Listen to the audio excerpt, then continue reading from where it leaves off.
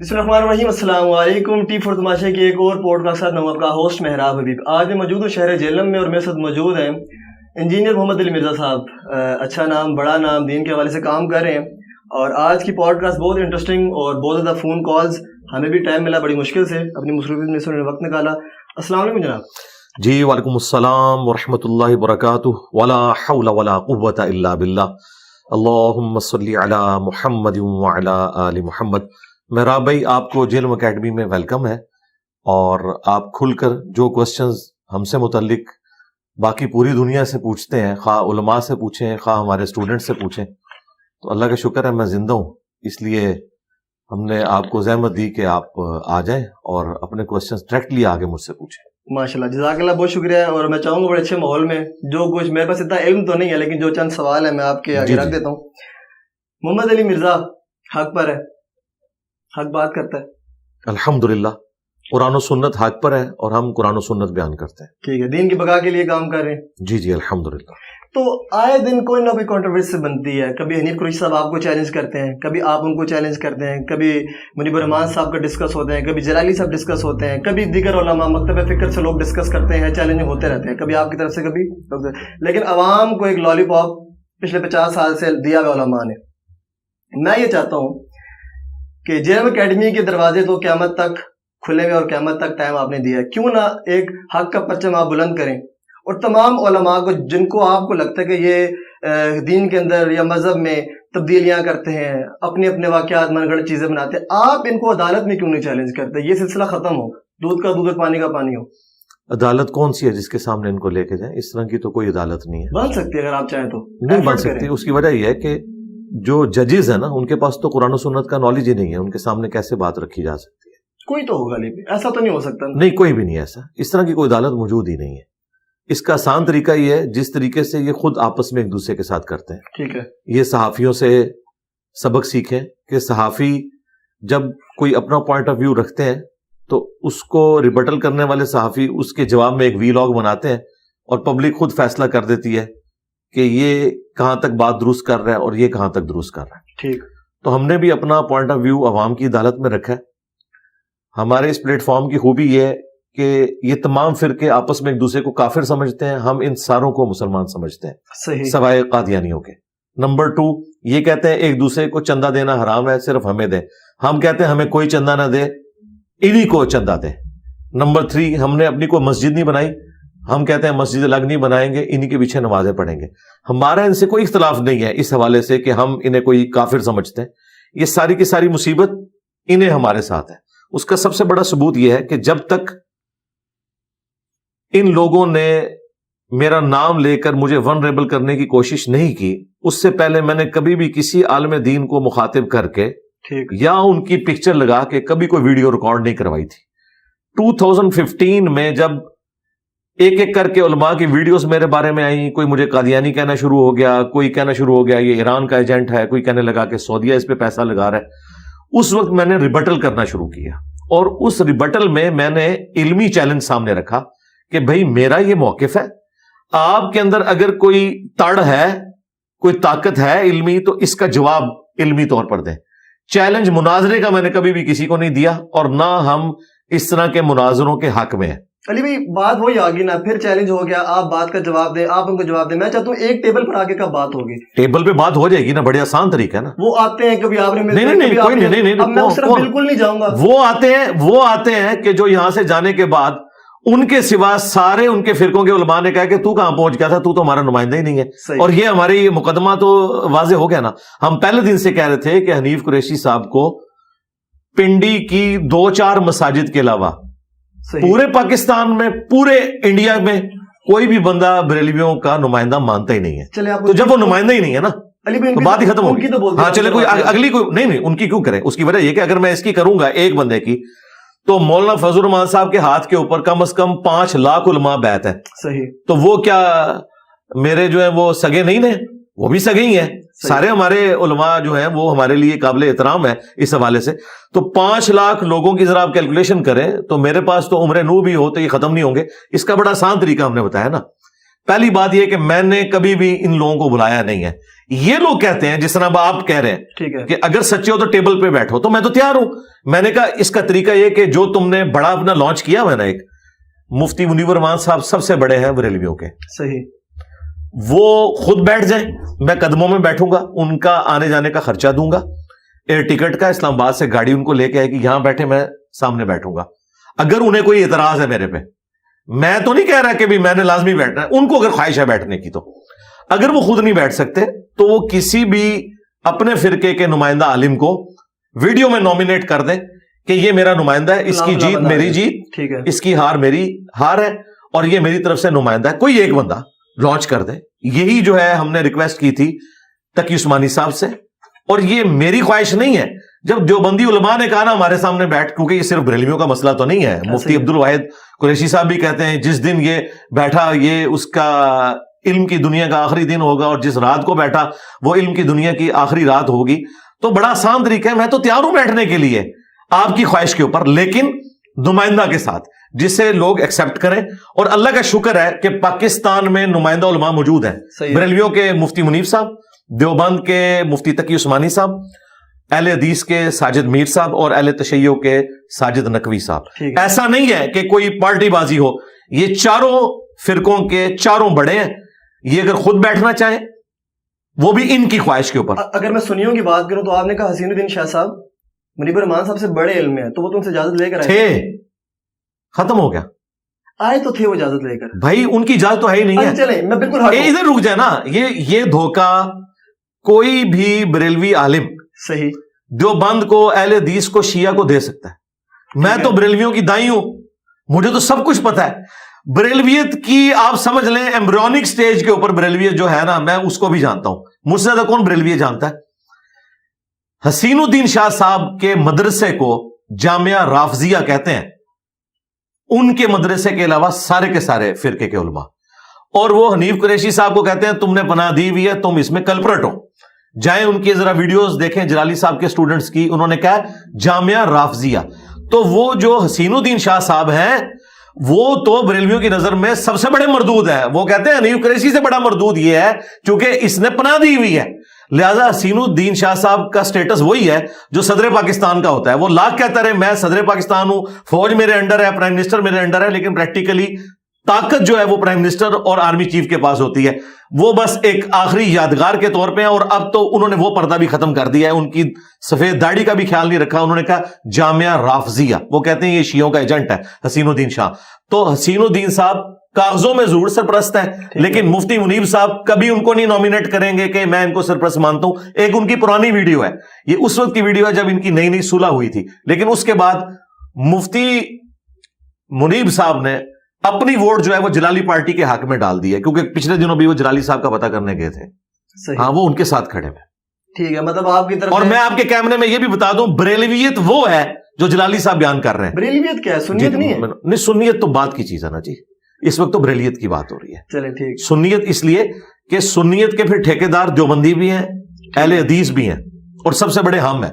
ہم تو ان کو بھی سنی ماننے کے لیے تیار نہیں، صرف کاغذی کاروائی میں سنی مانتے ہیں. اچھا، کیونکہ ہم اہل سنت کی کتابیں صرف سجاتے نہیں ہیں، ان کو فالو بھی کرتے ہیں. گڈ. اب رہا ان کا مسئلہ، تو یہ بریلویت ہی ہے. اس کی وجہ یہ ہے کہ دیوبندی کہتے ہیں اصل سنی حنفی ہم ہیں، اہل حدیث کہتے ہیں اصل سنی ہم ہیں، اور بریلوی کہتے ہیں اصل سنی ہم ہیں. تو بریلویت اس وقت ایک فرقہ ہے جس کے امام احمد رضا بریلوی صاحب ہیں، جو دیوبندیوں کے نزدیک شیطانی لشکر ہے. انہوں نے ریٹن میں دیا ہوا ہے المحنت علی المفند میں. صحیح. اور دیوبندیت وہ ہے جو المحنت علی المفند میں لکھی ہوئی ہے، اور وہ احمد رضا بریلوی کے نزدیک یہ لوگ واجب القتل ہیں اور مرتد ہیں. اب بریلویت وہ ہے جو جلالی صاحب بیان کر رہے ہیں. مفتی حنیف قریشی صاحب جو سٹانس لیے ہوئے ہیں اپنے معاملات میں، وہ بریلویت کا سٹانس نہیں ہے. بریلویت کا وہی سٹانس ہے جو اشرف جلالی صاحب بیان کر رہے ہیں. یہ میں آپ کو بتا دوں. چلے فرقوں کی طرف ہی آ جاتے ہیں. میں نماز پڑھتا ہوں، روزہ رکھتا ہوں، اور اہل بیت کا بھی احترام کرتا ہوں، کوئی مانتا ہوں، صحابہ کو بھی مانتا ہوں، زکوٰۃ روزہ ہر چیز کرتا ہوں. کیا میں اس گروہ میں شامل ہوں جو جنت میں جائے گا؟ جی شامل ہے. اس کا نام کیا ہوگا؟ جی بشرطے آپ اپنے عقائد اور نظریات کو قرآن و سنت سے اخذ کریں. حدیث کو بھی مانتا ہوں، قرآن کو بھی مانتا ہوں. نہیں مانتا نہیں، قرآن نہیں، قرآن کو ماننا حدیث کو ماننا کافی نہیں ہے. قرآن کی ماننا حدیث کی ماننا کافی ہے. وہ بھی کر آپ قادیانیوں کے پاس چلے جائیں، ان سے جا کے پوچھیں آخری پیغمبر کون ہے، تو آپ کو تو یہ کہانی کرائے گی ہے کہ وہ غلام احمد قادیانی دجال کو آخری پیغمبر مانتے ہیں؟ نہیں، وہ کہتے ہیں نبی صلی اللہ علیہ وآلہ وسلم آخری پیغمبر ہے. پھر وہ امتی نبی کی ایک اصطلاح لے کے آتے ہیں، لیکن آخری نبی وہ بھی کلیم کرتے ہیں. انہیں پوچھیں کہ آپ کے 4 خلفاء کون سے ہیں، وہ کہیں گے ابو بکر، عمر، عثمان و علی رضی اللہ عنہم اجمعین وعلیہم السلام اجمعین. ان سے پوچھیں آپ کا قرآن کون سا، وہ کہیں گے یہی قرآن ہے.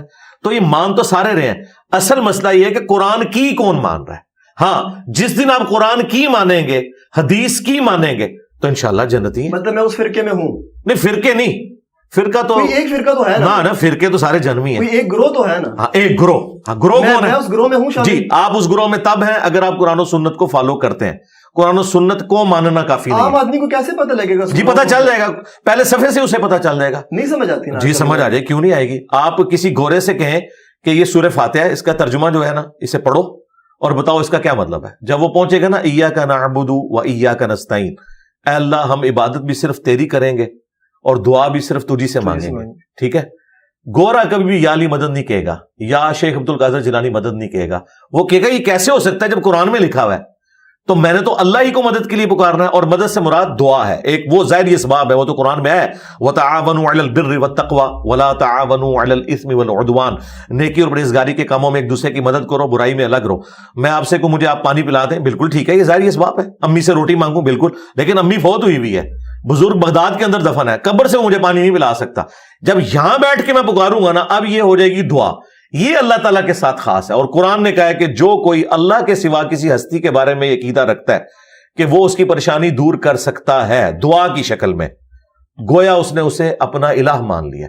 امن یجیب المضطر اذا دعا ویکشف السوء ویجعلکم خلفاء الارض االہ مع اللہ. بھلا بتاؤ تو کون ہے جو مصیبت اور پریشانی میں گھرے ہوئے شخص کی فریاد کو سنتا ہے، اس سے اس کی تکلیف کو دور کرتا ہے اور تمہیں زمین پر اگلوں کا خلیفہ کرتا ہے؟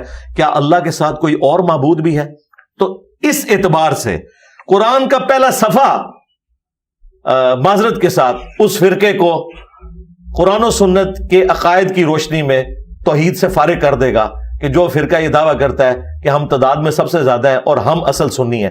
اصل سنی وہ ہے جو ایاک نعبد و ایاک نستعین پڑھ کے وہ دعائیں مانگے گا جو نبی الاسلام نے مانگی ہے. یا حی یا قیوم برحمتک استغیث. قرآن میں 40 کے قریب انبیاء کی دعائیں آئی ہیں. کوئی واسطے وسیلے نہیں ہیں. وسیلہ توسل ایک ڈیفرنٹ چیز ہے، کسی نیک آدمی سے دعا کروانا. 40 کی 40 دعاؤں میں آپ کو کوئی کسی کی دھونس نہیں ملے گی، ڈائریکٹ اللہ کو آپ نے پکارنا ہے. یہ ہے عقیدہ. یہ عقیدہ کسی کا ہے تو وہ جنتی گروہ میں شامل ہے. تو مرزا صاحب کو جو بنا ہوا فرقہ اس کو کیا کریں گے؟ کون سے مرزا صاحب کا؟ مرزا محمد علی انجینئر صاحب کا. اچھا، کیونکہ آپ پنڈی سے آئے ہیں، وہاں تو وہ لوگ ایک طرف مجھے کہتے ہیں کہ جی یہ تحقیقی نہیں، میں آپ کو بتاتا ہوں، ایک طرف مجھے کہتے ہیں وہ تحقیقی آدمی ہے، دوسری طرف مجھے مرزا جونیئر کہتے ہیں. میں آپ کو بتا دوں میں مرزا جونیئر بالکل نہیں ہوں. میں مرزا سینئر ہوں، میں اعلی حضرت سینئر ہوں، میں حکیم الامت سینئر ہوں. اس کی وجہ یہ ہے کہ یہ سارے کے سارے تھانوی رسول اللہ پارٹی، چشتی رسول اللہ پارٹی، قادیانی دجال پارٹی، یہ سب کی سب پارٹیاں، ان کو میں نے کر دیا اللہ کے فضل سے ننگا. اچھا، اگر میرا کوئی گروہ ہوتا تو اس پلانٹ ارتھ پہ میری مسجد دکھائیں کہ جہاں پہ میں امام ہوں یا میرا کوئی اسٹوڈنٹ امام ہو، میری کوئی چندہ بک دکھائیں. میں تو نمازیں آپ کے پیچھے پڑھ رہا ہوں. آنے والے دور میں ہو سکتا ہے. جی آپ دیکھیں، جو چیز ہوئی نہیں ہے. آپ کے بزرگوں نے تو کام ڈال دیا، امت کا بیڑا غرق کر کے چلے گئے. ان کے بارے میں کہہ رہے ہیں انجینئر صاحب ہاتھ ہولا رکھیں. انجینئر صاحب نے کام کیے ہی نہیں ہے تو اس کے بارے میں یہ کہنا یہ کرے گا، یہ اتنی بڑی بدگمانی ہے. یہ سب کچھ ان کے بڑے مولانا مودودی کے ساتھ کرتے رہے. مودودی صاحب کو انہوں نے چین سے نہیں رہنے دیا. یہ کہتے تھے ان قریب مودودی صاحب دعوی نبوت کریں گے.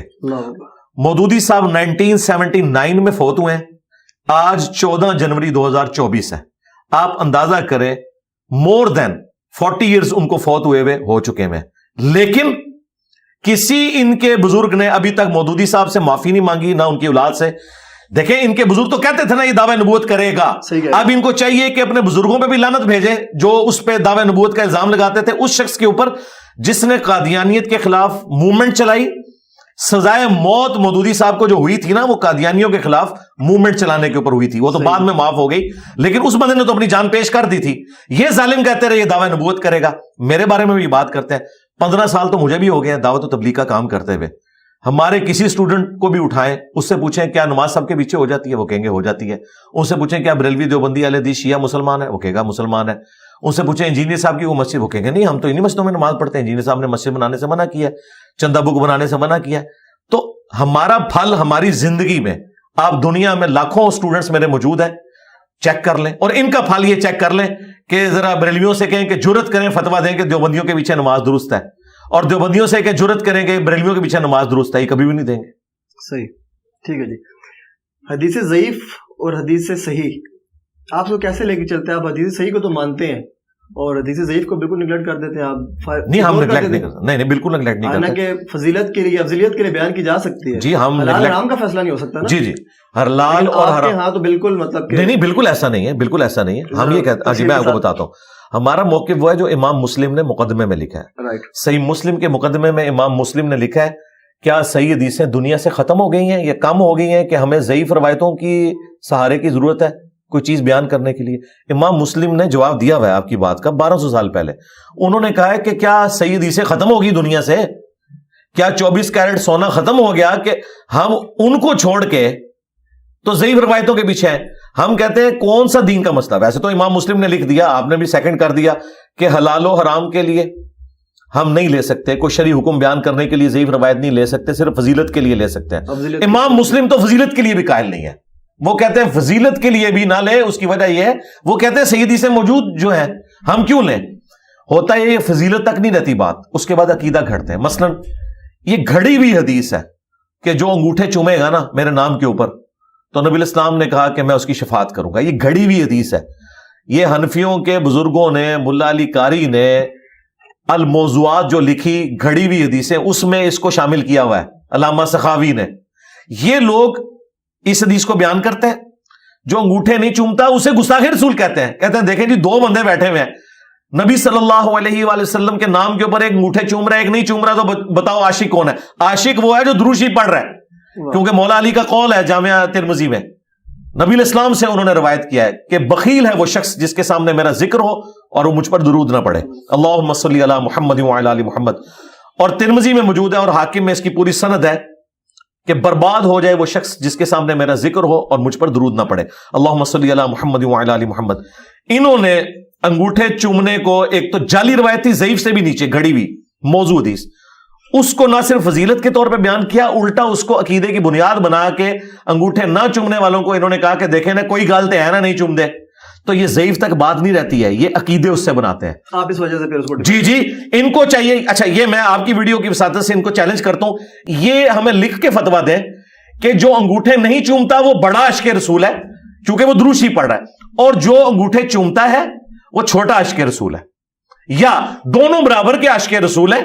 وہ صحیح حدیث میں عمل کر رہا ہے, یہ جھوٹی حدیث میں عمل کر رہا ہے, لیکن ہے دونوں عاشق ہیں, تو ہم ساتھ ہیں ان کے. لیکن یہ تو عقیدے گھڑتے ہیں اس سے اور الٹا دوسروں کو گستاخ کہنا شروع کر دیتے ہیں. ہمارا اختلاف یہ ہے, یہ بالکل غلط بات کرتے ہیں. پھر آخری بات یہ ہے کہ جب قرآن موجود, بخاری اور مسلم صحیحین موجود, ان صحیحین کے اندر 15,000 سے زیادہ حدیث ہیں, قرآن کی 6,500 کے قریب آیات ہیں. یہ ساری ایک مسلمان نے کور کر لی ہیں کہ وہ ضعیف روایتوں کے پیچھے پڑا ہوا ہے. سب کچھ اس کے اندر اس کو مل جائے گا انشاءاللہ تعالی. ٹھیک. اچھا, ایمان مطالب اور حضرت ابو طالب کے اوپر شیعہ سنی وہابی اختلاف ہے, اس کے اوپر تھوڑا سا بتائیں. جی میرا موقف تو اس معاملے میں یہ ہے, اہل سنت کے ہاں جو روایتیں ملتی ہیں نا جی, وہ تو ایمان ابی طالب کی قائل نہیں ہے. ٹھیک, بخاری مسلم کے اندر. ٹھیک ہے. اچھا, اب اس حوالے سے میرا کیا موقف ہے؟ میرا موقف یہ ہے کہ چونکہ ابو طالب کا احسان ہے رسول اللہ کی ذات کے اوپر صلی اللہ علیہ وآلہ وسلم, اور جس کا بھی ہمارے نبی کے اوپر احسان ہے پوری امت ان کی احسان مند ہے. اس حوالے سے ہمیں ان کے بارے میں خاموشی اختیار کرنی چاہیے, ان کا معاملہ اللہ کے سپرد کرنا چاہیے. نہ تو اس حوالے سے یہ غلو کرنا چاہیے کہ جو لوگ روایتوں کی بنیاد کے اوپر ان کے ایمان کو نہیں مانتے انہیں گستاخ ابی طالب نہیں کہنا چاہیے. ٹھیک ہے. اور اسی طریقے سے جو لوگ ان کا ایمان ثابت کرنے کے لیے ٹیکنیکل گراؤنڈز کا سہارا لیتے ہیں کہ قرآن میں اس طرح آیت ہے, وہ ایک ٹیکنیکل بحث ہے, ان کے اوپر بھی آپ یہ تہمت نہ لگائیں کہ یہ احادیث کے منکر ہیں. ٹھیک ہے. میرا موقف یہ ہے کہ میں یہ معاملہ اللہ کے سپرد کرتا ہوں. جہاں تک رسول اللہ کے والدین کا تعلق ہے جی, تو چونکہ نبی صلی اللہ علیہ وآلہ وسلم کے ماں باپ اہل فطرت تھے, ان کے اوپر اسلام پیش ہی نہیں کیا گیا. والد محترم تو 6 مہینے پہلے فوت ہو گئے، ایسے ہی ہے. اور سیدہ آمنہ سلام اللہ علیہا اس وقت فوت ہوئی جب نبی الاسلام کی عمر مبارک 6 سال تھی. تو ان تک نبی الاسلام کی مبارک دعوت نہیں پہنچی. حضرت ابو طالب تک پہنچی ہوئی ہے، ان تک نہیں پہنچی ہوئی. صحیح. اچھا، ان تک چونکہ دعوت نہیں پہنچی، وہ اہل فطرت ہے. قرآن میں واضح فتویٰ ہے، وَمَا كُنَّا مُعَذِّبِينَ حَتَّى نَبْعَثَ رَسُولًا، ہم کسی کو اس وقت تک عذاب نہیں دیتے جب تک کہ اس میں کوئی رسول مبعوث نہ کرے. اور قرآن پاک میں اللہ تعالیٰ نے فرمایا لِتُنذِرَ قَوْمًا مَّا أُنذِرَ آبَاؤُهُمْ فَهُمْ غَافِلُونَ، اے نبی صلی اللہ علیہ وآلہ وسلم، ہم نے آپ کو اس قوم میں پیغمبر بنا کے بھیجا ہے جس میں کوئی ڈر سنانے والا نہیں آیا تھا. تو نبی الاسلام کے والدین جنتی ہیں اور اہل فطرت میں شامل ہیں. ان کے بارے میں جو بھی زبان درازی کرتا ہے ہمارے نزدیک وہ رسول اللہ کا دل دکھاتا ہے. اسے اپنے عقیدے کے اوپر دوبارہ سے غور و تفکر کرنا چاہیے اور اس معاملے میں توبہ کرنی چاہیے. بالکل ہمارا کلیئر کٹ عقیدہ ہے، اور یہ میں نے 10 سال پہلے اس کے اوپر ویڈیو ریکارڈ کرائی ہوئی ہے مسئلہ نمبر 98 کے نام سے، اور مختلف اوقات میں نے اپنے اس عقیدے کا اظہار کیا ہے الحمدللہ. مجھے بتائیں کہ حضرت علی رضی اللہ عنہ کے والد سے بات کی جاتی ہے کہ ان کی ولادت کعبۃ اللہ شریف میں نہیں ہوئی یا ہوئی، یا حرم کے کس حصے میں ہوئی. اختلاف بہت زیادہ ہے، اور آئے دن چھوٹی گیدرنگز میں نوجوان نسل کے اندر یہ جو ہے موضوع جو ہے وہ بہت زیادہ ڈسکس ہوتا ہے. اس کے حوالے سے آپ کا کیا موقف؟ میرا موقف یہ ہے کہ سیدنا علی رضی اللہ تعالیٰ عنہ کا کعبہ شریف میں پیدا ہونا یہ کعبے کی فضیلت تو ہو سکتی ہے، حضرت علی کی فضیلت نہیں ہے. اس کی وجہ یہ ہے کہ جامعہ ترمذی میں اور سنن ابن ماجہ میں حدیث موجود ہے، اے کعبہ تیری حرمت ہے اللہ تعالیٰ کے نزدیک، لیکن اللہ کے نزدیک ایک مؤمن کی حرمت کعبے سے بڑھ کر ہے، عام مومن کی. تو مجھے بتائیں اگر مولا علی کعبے میں پیدا ہوں تو یہ کعبے کی فضیلت ہو سکتی ہے، مولا علی کی نہیں. اب روایت کیا کہتی ہیں؟ روایتیں جو موجود ہیں نا، المستدرک للحاکم میں روایت موجود ہے، لیکن اہل سنت کے جو محدثین ہیں ان کی اکثریت ان روایتوں کو صحیح نہیں سمجھتی. اگر کوئی اسے صحیح بھی سمجھتا ہے تو میرے نزدیک اس سے حضرت علی کی فضیلت ثابت نہیں ہوگی، کعبے کی فضیلت ثابت ہوگی، کیونکہ میرے نزدیک حضرت علی کا جو مقام ہے وہ کعبے سے بڑھ کر ہے. مستند اور اچھا جواب تھا آپ کا. مجھے یہ بتائیں کہ آپ کے نزدیک جو بابے ہیں اولیاء کرام، آپ ان کو بہت زیادہ ٹارگٹ کرتے ہیں. مجھے بتائیں اولیاء کرام کو نہیں، بابوں کو. ہاں، وہ بابے کون سے ہیں؟ وہ بابے وہ ہیں کہ جن بابوں کے بارے میں بابوں کے ماننے والے کہتے ہیں کہ انہوں نے اپنے نام کا کلمہ پڑھوایا تو ٹھیک کیا. ان سے منسوب جو باتیں ہیں، جی وہ کہتے ہیں ٹھیک ہے. نہیں وہ تو کہتے ہیں غلط بھی ہے. کب کہا؟ آپ چشتی رسول اللہ کی طرف جانا وہ تو اب ہے نا. نہیں کہاں جاؤں میں؟ اور اب جب قادیانیوں سے بات ہوگی تو قادیانی آگے سے یہ کہ ابھی آپ امتی نبی کی بات کریں گے، اور کیا بات کریں؟ تیرے ساتھ ہمارا مسئلہ ہی ہے ختم نبوت میں. حدیث بھی تو حضرت جھوٹی ہو سکتی ہے نا. وہ تو بات کی ہے نا، اب ادھر رہے بھائی. قادیانی جب ایک بات کرے گا تو قادیانی سے ختم نبوت بھی بات ہوگی نا. اگر وہ آگے کہ جی ابھی آپ مجھ سے کہیں گے جی غلام احمد قادیانی امتی نبی کیسے ہو گیا، جی یہی پوچھیں گے نا. تو اسی طریقے سے ایک بندہ آگے بابوں کا دفاع کرے گا تو اس سے تھانوی رسول اللہ، چشتی رسول اللہ کے اوپر بات کریں گے. اور اگر وہ کہتا ہے کہ جی چشتی رسول اللہ پہ مفتی منیب کا فتویٰ آ گیا تو بھائی یہ کریڈٹ تو ہمارے اسٹوڈنٹس کا ہے، ہماری ویڈیوز کا ہے. فتویٰ تو اب ہے، مفتی منیر صاحب نے 80 سال کی عمر میں جا کے فتویٰ دیا. تو فتویٰ ہے نا، یہ روایات تو پہلے بھی آج سے آلموسٹ 12-14 سال پہلے چشتی رسول اللہ کے حق میں بریلویوں نے مناظرے کیے ہوئے، ڈسکس تو ہوتا رہا. وہ لاہور کے ایک مفتی صاحب جو ہیں وہ اس میں پیچھے بیٹھ کے سبحان اللہ کہہ رہے ہیں جب ان کے استاد نے چشتی رسول اللہ کا دفاع کیا ہے. اور نوری قلعہ ٹھوکاں گا وہ مناظرہ نہیں دیکھا ہوا آپ نے؟ خواجہ نے کیا فرمایا؟ سنو کہ میں کون ہوں اور کیا ہوں. محمد الرسول اللہ صلی اللہ علیہ وسلم کے دربار کے کمینے غلاموں میں سے ایک ہوں، کمینے غلاموں میں سے ایک ہوں، کمینے غلاموں میں سے ایک ہوں. تو چشتی رسول اللہ کا تو وہ دفاع کر رہے ہیں، یہ لوگ دفاع کرتے تھے. میں ذرا مستند اولیاء کرام بابوں کی طرف آ جاتا ہوں. مستند کون سے ہیں جی؟ آپ نام لے لیں. ہاں جی، مستند سب سے زیادہ مستند جو ہیں وہ اہل البیت ہیں علیہم السلام، اور ان کے بعد خلفائے راشدین ہیں اور صحابہ کرام ہیں، صحیح العقیدہ تابعین ہیں، تبع تابعین ہیں، اور ان کے بعد وہ محدثین جن کے اوپر امت کا اتفاق ہے، امام بخاری، امام مسلم، امام حنیفہ، امام شافعی، احمد بن حنبل، اس طرح کے جو تو جن کے بارے میں فرمایا گیا جو متقی و پرہیزگار ہے وہ اللہ کا ولی، اس کے بارے میں آپ کا جی جی وہ یہ لوگ ہیں نا.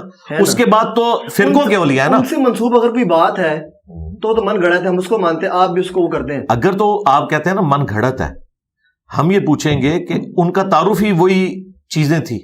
مثلا اگر ایک بندہ کہتا ہے کہ جی کشف المحجوب میں علی بن عثمان حجویری نے جو رسول اللہ کے اوپر یہ جھوٹا الزام لگایا کہ وہ اپنے صحابی کی بیوی کے اوپر عاشق ہوئے اور بعد میں شادی کر لی، اور اس سے انہوں نے بایزید بستامی کا سکر ثابت کیا، اور جنید بغدادی کا صحف ثابت کرنے کے لیے حضرت داؤد علیہ السلام کا اپنی صحابی کی بیوی کے ساتھ سکینڈل لکھا، تو یہ علی حجویری صاحب نے نہیں لکھا تھا.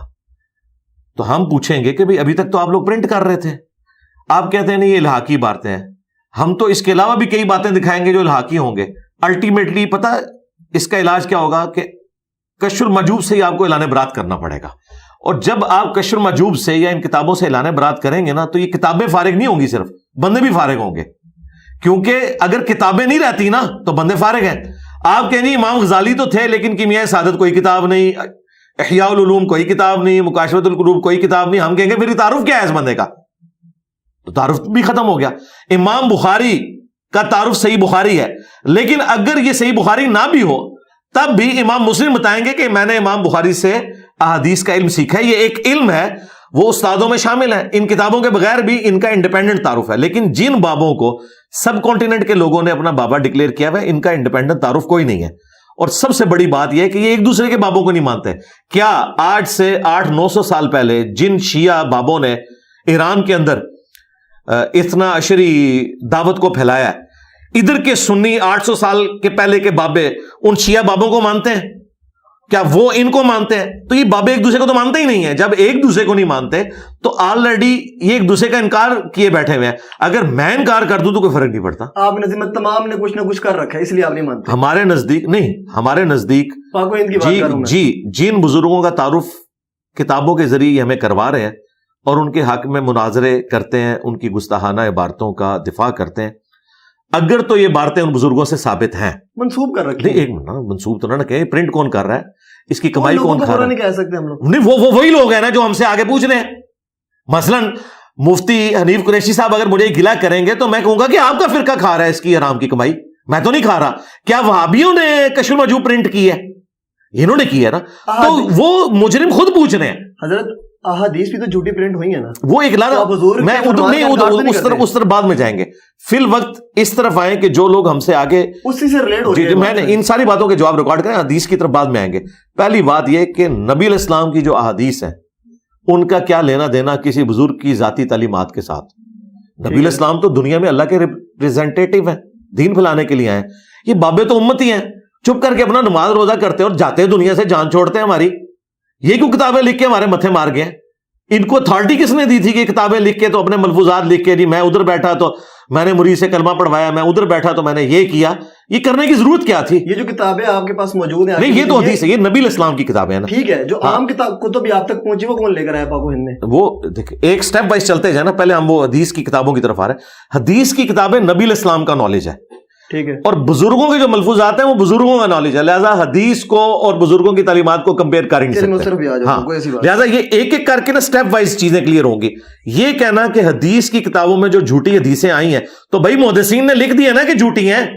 تم بھی یہ کہہ دو کہ یہ ان بزرگوں کے واقعات جھوٹے ہیں. جب یہ تم کہو گے نا تو ہم تمہیں پھر 2008 کا تمہارا مناظرہ دکھائیں گے، پھر 2004 کا بھی مناظرہ تمہیں دکھائیں گے کہ اس دن تک تو تم ان عبارتوں کا دفاع کر رہے تھے شتیہات کے نام کے اوپر. حالانکہ اس وقت تمہیں نہیں تھا پتا کہ با خدا دیوانہ باش با محمد ہوشیار، دیوانگی صرف اللہ کے لیے ہوگی، محمد صلی اللہ علیہ وآلہ وسلم کے لیے نہیں ہوگی. اور ابھی فتویٰ صرف چشتی رسول اللہ پہ ہے، یاد رکھیے گا. جو بایزید نے کہا نا کہ میرا جھنڈا محمد کے جھنڈے سے بڑا ہوگا، یہ آپ کے پنڈی کے مفتی صاحب نے اس کی تعویل کی ہے.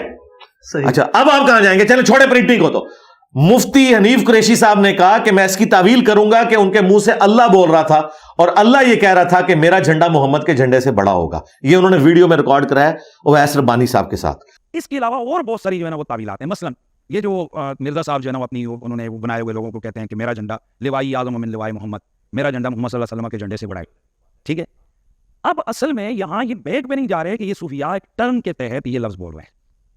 टर्म क्या है वहदतुल वजूद, ये खास कैफियत है, जज्ब की खास कैफियत है, ये कोई आम बात नहीं है। अब मैं इसकी तावील कर रहा हूँ जो है ना, लिवाई आज़म मिन लिवाई, मेरा झंडा मोहम्मद के झंडे से बड़ा है। सूफिया ये कहते हैं कि ये जिस तरह हज़रत मूसा अलैहिस्सलाम तूर पे गए तो वहाँ दरख्त में से आवाज़ आई इन्नी अना अल्लाहु रब्बुल आलमीन, तो अल्लाह ताला बूटे से बोल सकता है, ज़ुबान वली से नहीं बोल सकता। तो अब ये ज़ुबान बायज़ीद की नहीं थी, ज़ुबान उनकी एक कलाम राही हो रहा है, और वो कह रहे हैं मेरा झंडा मोहम्मद के झंडे से बड़ा। अब तो किताबें तो खत्म हो गई ना, ये तो वीडियो में आ गया, बस इसी को अब आगे लेके चलेंगे। हम ये पूछते हैं कि क़यामत वाले दिन शफाअत का झंडा जो अल्लाह ने देना है वो तो देना है नबी अलैहिस्सलाम को, बेशक। बायज़ीद के पास कौन सा अल्लाह वाला झंडा होगा जो उनके मुंह से अल्लाह बोल रहा होगा? इसको क्या डिफेंड करेंगे? क़यामत तो क़यामत है।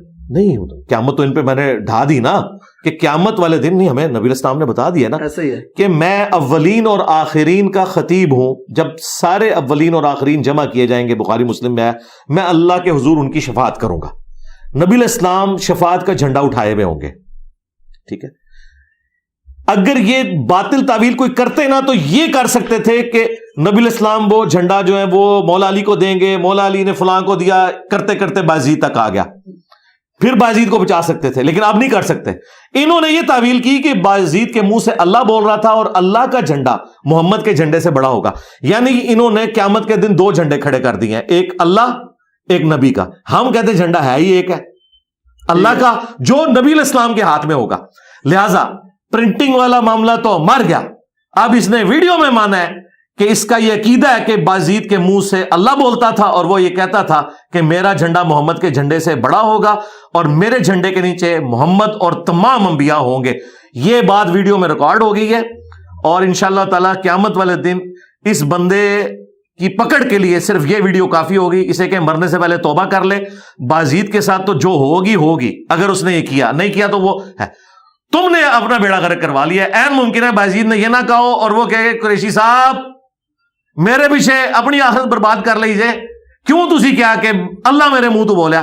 इन्होंने अल्लाह को रसूलुल्लाह के मुकाबले पे लाके खड़ा कर दिया। तो मुझे बताएं ये कौन सा है? तो ये प्रिंटिंग वाली बात तो मर गई, ये पुरानी बातें हो गई। अल्लाह का शुक्र है मेरे शोर मचाने की बरकत से इनका अंदर का जो वो सारा अकीदा था ना वो खुल के ना इन्होंने उल्टी कर दिया। मैं तो आप लोगों को मनवा ही नहीं सकता था, अब तो वीडियो में उसने मान लिया कि वाकई हमारा ये अकीदा है कि बायज़ीद के मुंह से अल्लाह बोलता था और ये अल्लाह ने कहा है। मैं बताता हूं ये झंडा कौन सा है। बुखारी मुस्लिम में हदीस है, क़यामत वाले दिन हर गद्दार और खाइन के लिए एक झंडा मैदान माशर में गाड़ा जाएगा और बताया जाएगा ये था जिसने दुनिया में खयानत की, गद्दारी की। मेरे नजदीक जिन जिन लोगों ने रसूलुल्लाह की इस्मत के ऊपर डाका मारा उनके झंडे होंगे, वो लिवाउल हम्द वाला झंडा नहीं होगा, शफाअत वाला। ये झंडे वो होंगे कि दुनिया को बताया जाएगा कि ए ओ बुजुर्ग जे जिन्हें रसूलुल्लाह की इज्जत के ऊपर डाका मारा, पहचान लो इसकी बूथी, देखो अब इसके साथ क्या करने वाले हैं। ये झंडे तो हैं, ये बुखारी मुस्लिम से साबित है। हमारे नबी का झंडा बुखारी मुस्लिम से साबित है। अल्लाह का वो झंडा जो बायज़ीद के हाथ में होना है वो किसी ज़ईफ़ हदीस से दिखा दे। आप कहते हैं हम ज़ईफ़ हदीस को भी मान लेंगे, ले आओ, कितने कटो मंगवा लो। हाँ तो हूं मैं कह ना कहा टाइम क़यामत तक ही हो, टाइम क़यामत तक होना भी चाहिए। और मैं उम्मीद ये आपने लेके आना है, ये कैमरे की तरफ देख के कहें कि मैं उम्मीद करता हूं। बल्कि जो मैंने पहला सवाल आपसे किया कि अगर आप पर्चे में हक बुलंद कर दे, पहली बैत में आपकी करूंगा। पहला स्टूडेंट नहीं, मैंने बैत नहीं करवाना, मैं आपको रसूलुल्लाह के साथ जोड़ूंगा। पहला स्टूडेंट मैं आपको बनूंगा। ठीक है जी। मीडिया पर्सन में इख्तिलाफ करते हैं ना आपसे वो लोग। जी जी करें कोई मसला नहीं। वलायत का मेयार आपके सामने क्या है? वही है जो कुरान और सुन्नत ने बयान किया है। वलायत का मयार यह है कि कुरान और सुन्नत का मानने वाला, कुरान और सुन्नत की मानने वाला अपनी जाती तालीमात को दीन का नाम ना दे, अपनी हर चीज को कुरान और सुन्नत से साबित करे। क्योंकि दुनिया पे अल्लाह ताला का नुमाइंदा वक्त का पैगंबर होता है। आप मुझसे पूछे ना, मुझे आप मेरी जात को भी डिस्कस करना शुरू कर दें, अकायद से लेके अमाल तक, मैं एक एक चीज को डिफेंड करूंगा। मसलन आप मुझसे पूछें कि आपने व्हाइट पगड़ी क्यों बांधी हुई है, मैं आपको बताऊंगा। अल मुस्तदरक लिल हाकिम में हदीस मौजूद है, नबी सल्लल्लाहु अलैहि वसल्लम ने अब्दुर्रहमान बिन औफ को अपने मुबारक हाथों से सफेद पगड़ी बांधी और उसका एक शिमला चप्पे के बराबर छोड़ा। और इसी तरीके से सही मुस्लिम में है कि नबी इस्लाम ने 2 शिमले भी काली पगड़ी के अपने छोड़े, यानी 2 शिमले छोड़ना भी साबित है, तो मैंने इसलिए पगड़ी बांधी हुई है। आप मुझसे पूछें कि आपने रेड कलर का सूट क्यों पहना है, तो मैं आपको कहूंगा बुखारी और मुस्लिम में हदीस है, नबी इस्लाम को सुर्ख लिबास महबूब तरीन था। आप सुर्ख कुर्ता इस्तेमाल करते थे, सुर्ख चादर इस्तेमाल करते थे, ٹھیک ہے, کرتے کی بات کریں گے تو میں نے کرتا پہنا ہوا ہے, آپ جو بھی بات کریں گے میں اس کی کوئی دلیل لے کے آؤں گا نا. نماز میں نے اس طریقے سے کیوں پڑھی, میں دلیل بتاؤں گا آپ کو. نماز میں نے جمع کیوں کی, اس کی بھی دلیل دوں گا. یہ ہمیں بتائیں کہ جو یہ دین لے کے چل رہے ہیں, یہ دین کہاں لکھا ہوا ہے؟ ایک سوال یہاں پر, آپ ولایت کو کرامات کے ساتھ اٹیچ کرتے ہیں بہت زیادہ. نہیں لادا ہے, ولایت کا تو کرامت سے کوئی تعلق ہی نہیں. اکثر کہتے ہیں نا کہ باب فلسطین میں جو نہیں یہ کہتے ہیں, آپ بھی تو کہتے ہیں. نہیں میں تو ان کے کہنے پہ کیوں نہیں بچا رہے. جی ان کے کہنے پہ نا, کیونکہ خادم رضوی صاحب نے کہا تھا کہ امت مر جائے کہ نبی کی گستاخیاں ہو رہی ہیں اور امت جو ہے نا وہ ان گستاخانہ فلموں اور کارٹونز کے خلاف کچھ نہیں کر رہی. یہ کہتے تھے نا خادم رضوی صاحب, ویڈیو میں ریکارڈ ہے. امام مالک فرماتے تھے پھر امت زندہ کیوں ہے, پھر مر جائے ساری, پھر مر جائے ساری. پوری عالم اسلام اس وقت یا تو مر جائے سارا عالم اسلام, یا پھر حضور کی عزت پر پہرا دے. بس دو باتوں میں سے ایک بات ہے, بس یا سارا اکٹھا ہو کے مر جائے تو یا پھر فرانس کو جواب دے. تو میں نے خادم رضوی صاحب سے کہا تھا کہ آپ اس فرقے سے ہیں جن کا یہ دعویٰ ہے, کوکب نورانی صاحب نے ویڈیو میں بھی آ کے کہا ہے کہ پاکستان کے اصل وزیر اعظم جو ہے وہ داتا صاحب ہے. اسلامی جمہوریہ پاکستان, اس وطن میں ایک تو ہے ملکی حکمران جو بدلتے رہتے ہیں, مگر اس ملک کے روحانی تاجدار اصل بادشاہ میرے داتا صاحب رحمت اللہ تعالی علیہ حضرت سیدنا علی بن عثمان حجویری المعروف سیدنا داتا گنج بخش رضی اللہ تعالی عنہ. ان کا یہ کہنا ہے, چونکہ میں تو خود بریلوی رہا ہوں, مجھ سے زیادہ کون تصوف جانتا ہے, یہ کہتے ہیں سب سے اوپر دنیا میں غوث ہوتا ہے جسے قطب مدار بھی کہتے ہیں, اس کے نیچے پھر 4 کتب ہوتے ہیں, ہر کتب کے نیچے اتنے ابدال ہوتے ہیں اور یہ پوری ہرارکی بیان کرتے ہیں, اور کائنات کا نظام وہ چلاتے ہیں, وہ کلی ہوتا ہے جی کتب. ہم یہ کہتے ہیں کائنات کا نظام چلا رہے ہیں نا آپ کی نظر میں, ٹھیک ہے. تو اب ہم آپ سے پوچھیں گے کہ آپ کے بابے جو کائنات کا نظام چلا رہے ہیں اور ان کی ڈیوٹیاں لگی ہوئی ہیں, وہ کیوں نہیں گستاخانہ فلمیں اور کارٹون ڈیلیٹ کروا رہے؟ یہ تو ہم پوچھیں گے نا. مجھ سے پوچھیں گے تو میں کہوں گا میری تو کوئی نہیں ہے, میں تو نگاہ نہیں مار سکتا. تو ان کا کہنا یہ ہے کہ وہ نگاہ مار کے یہ کر دیتے تھے, چاہے تو اشاروں سے اپنے کایا ہی پلٹ دیں دنیا کی, تو پلٹیں نا. اب اس کے بعد ان کے جواب کوئی نہیں ہوتا. یہ پتہ کیا کہتے ہیں آگے سے, یہ کہتے ہیں اللہ کیوں نہیں کر رہا. ہم کہتے ہیں اس کا جواب ہم دیں گے. آپ اللہ ہمارا ہے تو ظاہر ہے ہم نہیں اللہ کا جواب دینا. فلسطین میں جی میں آپ کو بتاتا ہوں, ظاہر ہے بزرگ ان کے ہیں تو اللہ ہمارا ہے, ٹھیک ہے نا. ہم ناسبیوں سے بھی کہتے ہیں, جب ناسبی ہمیں کہتے ہیں نا کہ جی حضرت علی نے قاتلی نے عثمان سے بدلہ کیوں نہیں لیا, تو ہم پوچھتے ہیں کہ حضرت علی تمہارے نہیں ہے, تم تو کہتے ہو ہم چاروں خلفاء کو مانتے ہیں, تو تم بتاؤ نا تمہارے علی نے کیوں نہیں لیا. ہم سے بھی پوچھتے ہو, اس کا مطلب ہم سے اس لیے پوچھ رہے ہو کہ تم مانتے ہو کہ علی ہمارے ہیں تمہارے نہیں ہیں. ان سے بھی ہم سے جب پوچھتے ہیں نا اللہ کیوں نہیں کرتا, کعبے بھی کرین ڈگی تھی, تو ہم بتائیں گے اللہ تعالیٰ نے دنیا کو اسباب کے ساتھ جوڑا ہوا ہے. اللہ تعالیٰ نے حسین ابن علی کو بھی شہید ہوتے دیکھا ہے, اللہ تعالیٰ نے کعبے کی توہین یزید پلید کے دور میں ہوتی بھی دیکھی ہے, حجاج کے ہاتھوں دیکھی ہے, ایک دفعہ ہی ابرا کے لشکر کو تباہ کیا ہے, بس اس سال کو یادگار بنایا کہ اس سال نبی علیہ السلام نے پیدا ہونا تھا. اس کے بعد دنیا کے معاملات کو اللہ تعالیٰ نے چھوڑا ہوا ہے اوپن انسانوں کے لیے, کہ انسانوں نے گیون سرکمسٹانسز میں اپنے معاملات کو لے کے چلنا ہے. اللہ تعالیٰ نے انٹروین نہیں کرنا. ایون نبی علیہ السلام بھی آپ دیکھیں, آپ کے 4 دانت شہید ہوئے غزوہ احد کے اندر, صحابہ اکرام آپ کے پہرے کے اوپر ہوتے تھے, حضرت طلحہ کا ہاتھ شل ہو گیا تھا, تیروں کو اپنے ہاتھوں پہ روک روک کے. اللہ تعالیٰ نے اس طریقے سے ڈائریکٹلی آگے حفاظت نہیں کرنی, دنیا کو اسباب کے ساتھ جوڑا ہوا ہے. صحابہ اکرام علیہم رضوان نبی علیہ السلام کے لیے اسباب کا معاملہ تھا, تو یہ اسباب کے ساتھ اللہ تعالیٰ نے کبھی یہ نہیں کرنا کہ اس نے اوپر سے کوئی ایسی چیز نازل کرنی ہے کہ کعبے کی حفاظت ہو جائے. وہ امت کی ڈیوٹی ہے, امت کو کرنی چاہیے. لیکن ان کا دعویٰ یہ ہے کہ اولیاء اللہ جن کو یہ سمجھتے ہیں, وہ کہتے ہیں دنیا کا نظام چلا رہے ہیں, وہ اشارہ کریں یوں ہو جائے, وہ اشارہ کریں یوں ہو جائے. تو چونکہ ان کا یہ دعویٰ ہے, پھر ہم ان سے پوچھتے ہیں کہ بھئی آپ کے بزرگوں کے مزارات کے اوپر ہیروین چرس بکتی ہے, سارے پوڈری چرسی وہاں آ کے بیٹھتے ہیں, تو وہ کیوں نہیں روکتے؟ یہ ہمیں کہتے ہیں جی کعبے میں بھی تو جیب کٹتی ہے. ہم کہتے ہیں کعبے میں کٹے گی, کیونکہ کہیں نہیں لکھا ہوا کہ کعبے میں یہ کچھ ہوگا تو اللہ تعالیٰ بچا لے گا. لیکن آپ کا دعویٰ ہے کہ داتا صاحب اس طریقے سے ایک بندے نے ایک چیز چوری کی تھی, انا ہو گیا. ہوں کیوں نہیں انا ہوتا؟ ٹھیک ہے, داتا صاحب نے 1965 میں راوی کے پل پہ آ کے بم پکڑ لیے. یار جو بندہ ڈائیں مار کے بم پکڑتا تھا, اپنے مزار سے نکل کے ڈائی مارنی پڑے گی نا, راوی کا پل تو دور ہے, اس کے اپنے مزار کے اوپر 65 بندے شہید ہو گئے. اس کے ہاتھ میں کیچ دیا ہے انڈیا نے, یا انڈین دہشت گردوں نے, یا ادھر کے دہشت گردوں نے, ہاتھ میں اس نے کیچ ڈراپ کر دیا ہے. اور ڈائیں مار کے وہ 65 کے پل کو پکڑتا تھا اور بچاتا تھا. یہ سب کچھ جھوٹ ہے, یہ ان کے دعوے ہیں. جب یہ کہتے ہیں نا, جب آپ دعویٰ کریں گے, اچھا یہ گلا شکوہ ہم وہابیوں سے کیوں نہیں کرتے؟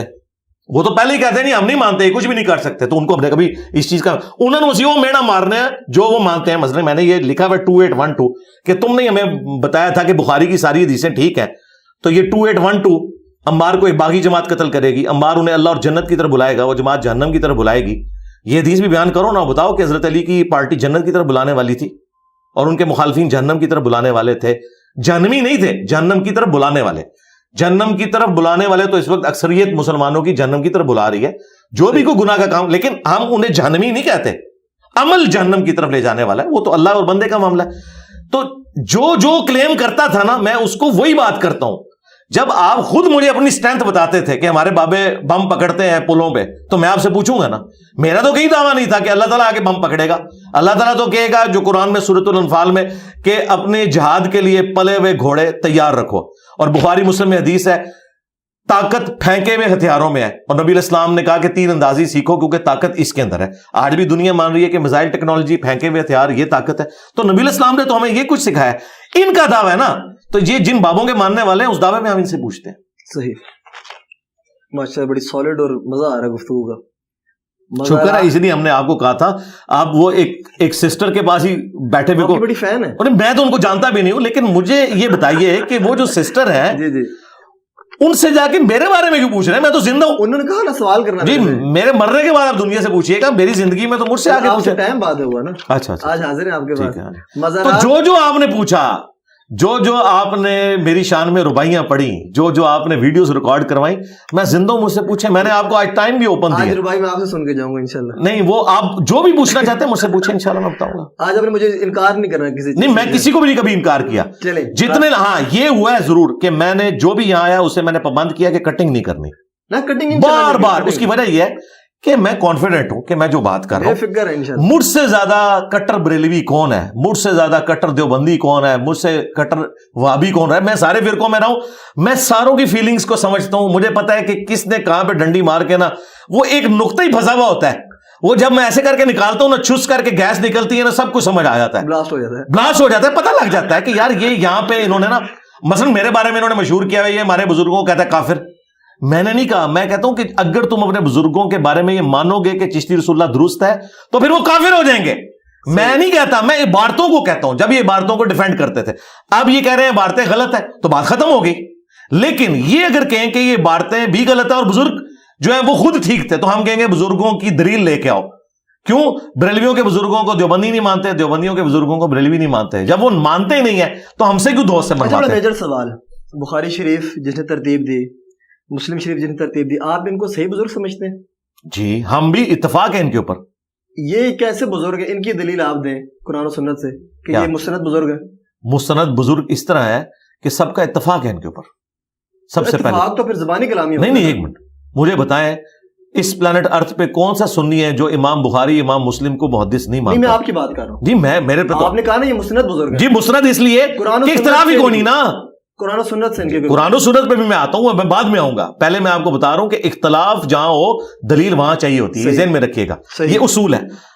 اہل سنت کا منہج جو ہے نا وہ 4 چیزوں کے اوپر مشتمل ہے. نمبر 1 قرآن, نمبر 2 سنت, نمبر 3 اجماع امت, اور اجماع امت میں کسی فرقے کا اتفاق نہیں, پوری امت کا اتفاق, اور نمبر 4 اگر قرآن و سنت اجماع میں کوئی چیز موجود نہ ہو تو پھر آپ اجتہاد اور قیاس کر سکتے ہیں, لیکن اس میں اختلاف ہو سکتا ہے. وہ کوئی بھی رائے آپ قرآن و سنت کی روشنی میں رکھ سکتے ہیں.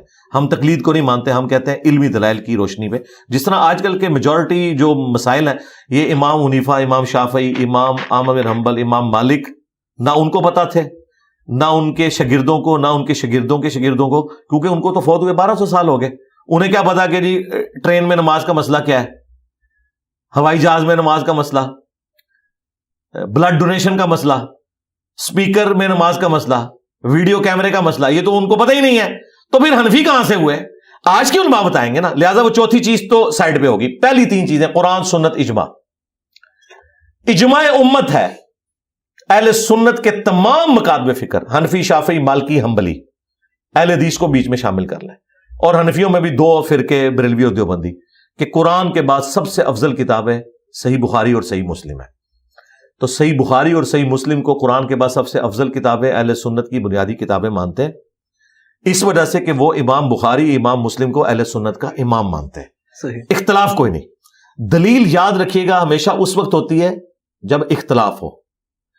جب اختلاف نہ ہو, سارے ایک ہی بات کر رہے ہو, مثلا سارے مسلمان کہتے ہیں نمازیں 5 ہیں, آپ کے لیے دکھائیں کہاں لکھا ہوا ہے, ضرورت ہی نہیں ہے, اجماع امت ہے, سارے مان رہے ہیں. ہاں جہاں اختلاف آئے گا, نماز قبلہ رخ پڑھنی چاہیے, قرآن میں 2 رکوع ہیں لیکن اس کی ضرورت ہی نہیں, اس کے بغیر بھی مسلمان قبلہ رخ نماز پڑھے گا. صحیح. ٹھیک ہے, اجماع امت ہے, اختلاف کوئی نہیں ہے. امام بخاری اور امام مسلم کی بزرگی اس حوالے سے ہم مانتے ہیں کہ امام بخاری اور امام مسلم نے جو کچھ امت کو دیا پچھلے 1200 سال سے, اہل سنت انہی 2 کتابوں کے اوپر ڈیپینڈنٹ ہے نبی صلی اللہ علیہ وآلہ وسلم کے فرامین کو ماننے کے اعتبار سے.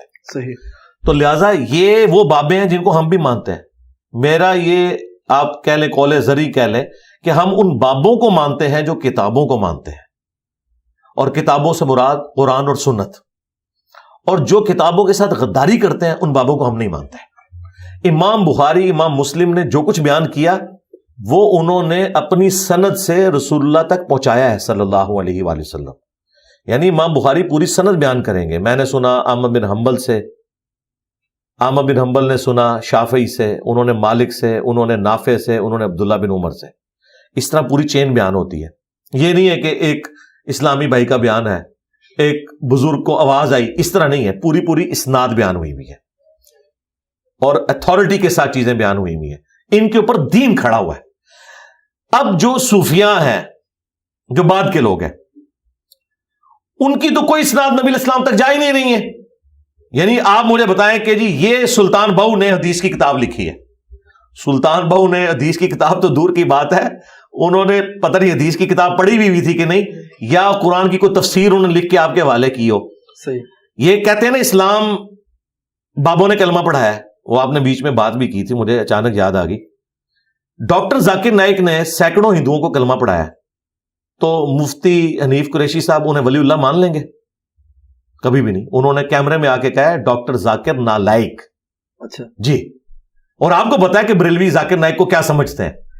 اگر ذاکر نائک کا سینکڑوں ہندوؤں کو کلمہ پڑھانا اس کی بزرگی کی دلیل نہیں ہے, تو تمہارے صوفیاء کا کلمہ پڑھانا ان کی بزرگی کی دلیل کہاں سے ہو گیا؟ ادھر پتہ کیا کہیں گے, اللہ فاسق سے بھی دین کا کام لے سکتا ہے. ذاکر نائک نے کلمہ پڑھایا لیکن اس کے عقیدے ٹھیک نہیں. ہم ان کے بزرگوں کے عقیدوں کو بھی ٹھیک نہیں مانتے. کیوں؟ ان کی کتابیں جو تعارف کے حد تک ہم تک پہنچی ہیں ان میں تو یہ کچھ ہے, اور اگر کہتے ہیں ان کی کتابیں نہیں ہیں پھر وہ بزرگ بھی نہیں ہے. ذاکر نائک تو ویڈیو میں موجود ہے, ان کے بزرگوں کی ویڈیوز کہاں ہیں؟ ہو سکتا ہے اس نام کا کوئی بندہ ہی نہ ہو. یہ انہوں نے کلیم کیا نا کتابوں کی بنیاد کے اوپر. تو یہ بیسک ڈفرنس ہے. لہذا ائمہ محدثین کو صوفیاء کے ساتھ کمپیئر کرنا یہ بڑا ظلم ہے. اس کی وجہ ہے کہ ان لوگوں نے تو کچھ نہیں دیا. 1000 سال میں کس صوفی نے قرآن کا ترجمہ کیا ہے؟ یہاں کی زبان فارسی تھی, 1000 سال پہلے یہ لوگ انٹر ہوئے ہیں, انہیں کوئی خیال نہیں آیا کہ امت تو عربی سیکھتی نہیں ہے, ہم قرآن کا ترجمہ فارسی میں کر دیں. انہیں ڈر تھا کہ قرآن پڑھا پھر ہمارے ہاتھوں سے گئے. خود کتابیں فارسی میں لکھتے رہے ہیں. علی اجویری صاحب نے کشف المحجوب عربی میں کیوں نہیں لکھی, فارسی میں لکھی؟ کیوں؟ ان کی آڈینس فارسی تھی. کتابیں اپنی فارسی میں لکھتے رہے اور قرآن کا ترجمہ نہیں کیا, اس کو عربی میں رہنے دیا تاکہ مردے بخشواتے رہے. بخاری مسلم کا انہوں نے ترجمہ نہیں کیا. صحیح. بخاری کا پہلا ترجمہ 100 سال پہلے ہوا ہے 1920 میں, آج 2024 ہے 14 جنوری. قرآن کا پہلا ترجمہ شاہ ولی اللہ دہلوی نے کیا ہے, جنہیں فوت ہوئے بمشکل 1176 ہجری میں وہ فوت ہوئے ہیں. آج 1445 ہجری چل رہا ہے, 300 سال بھی نہیں ہوئے. اس سے پہلے قرآن کا ترجمہ ہی کسی نے نہیں کیا.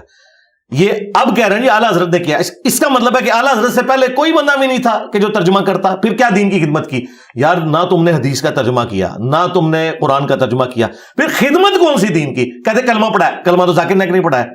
نہیں جی وہ عقیدے ٹھیک, تھوڑے بابے نے عقیدے ٹھیک نہیں.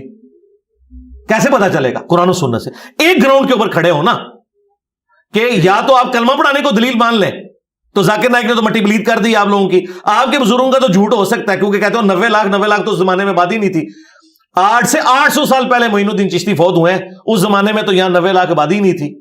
اچھا, ذاکر نائک کا کلمہ پڑھانا تو ویڈیو میں ریکارڈ ہو گیا ہے. جس دن یہ ذاکر نائک کو ولی اللہ مان لیں گے نا, پھر انہیں ماننا پڑے گا ذاکر نائک تو وہی توحید بیان کر رہا ہے جو انجینئر صاحب کر رہے ہیں. پھر میں بھی ولی اللہ جڑا نا جھکے چی بن جاواں گا, ٹھیک ہے نا. تو یہ ان کے عقیدوں کو غلط سمجھتے ہیں. ہمیں بھی اختلاف ہے ذاکر نائک کے بعض چیزوں سے, یزید والے مسئلے میں اور مسائل کے اندر, لیکن عقیدہ توحید کے اعتبار سے وہ ان کے بزرگوں سے بھی بہتر ہے اور ان سے بھی بہتر ہے. صحیح. مزار پر سلام کرنا اسپیشلی اور دعا کرنا آپ کے نزدیک کیسا؟ شارٹ اینڈ کرسپی سا جواب چاہیے آپ سے.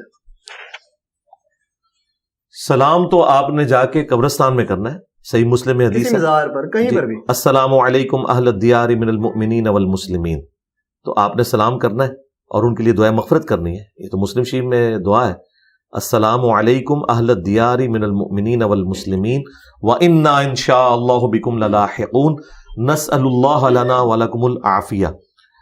سلام ہو جو یہاں پہ دفن ہو, مومنین اور مسلمین. ہم نے بھی عنقریب مر کر اسی جگہ پر آنا ہے. صحیح. ہم تمہارے لیے بھی اور اپنے لیے بھی اللہ کے حضور عافیت کی دعا کرتے ہیں. بالکل صحیح. آپ جائیں, بر امام جائیں, دادا دربار پہ جائیں, وہاں جا کے آپ نے اونچی آواز سے کہنا ہے کہ سلام ہو آپ پر حضرت صاحب, ہم بھی عنقریب مر کر اسی جگہ پر آنے والے ہیں جہاں پہ آپ پہنچ چکے. صحیح. ہم اللہ کے حضور آپ کے لیے بھی اور اپنے لیے بھی عافیت کا سوال کرتے ہیں. اللہ تعالیٰ آپ کے گناہوں کو بخش دے, آپ کی قبر میں کیڑے نہ پڑیں. جو گناہ آپ نے چھپ چھپ کے کیے اللہ تعالیٰ وہ بھی معاف کرے. جو گناہ آپ لوگوں کے سامنے کرتے تھے اللہ تعالیٰ وہ بھی معاف کرے. اور قیامت والے دن اللہ تعالیٰ آپ کو جہنم کی آگ سے بچائے. یہ ساری دعائیں کریں. لیکن یہ کیا کرتے ہیں, یہ جا کہتے ہیں بابا جی تسی کچھ کرو. وہ تو غلط ہے. ہاں, اصل مسئلہ یہ ہے, ہم کہتے ہیں بابے کے لیے آپ نے کچھ کرنا ہے, اس نے آپ کے لیے کچھ نہیں کرنا, آپ نے اس کے لیے دعا کرنی ہے. مطلب وسیلہ نہیں دے سکتے آپ. نہیں, وسیلہ کیا دینا ہے؟ وسیلہ تو یہ ہے کہ آپ کسی نیک بندے سے جا کے دعا کروائیں, جو صحیح بخاری میں ہے. مطلب صاحب مزار سے آپ کچھ نہ کریں. جی صحیح بخاری میں حضرت عمر نے ہمیں عقیدہ بتا دیا, 1010 نمبر حدیث ہے, 1010 صحیح بخاری میں.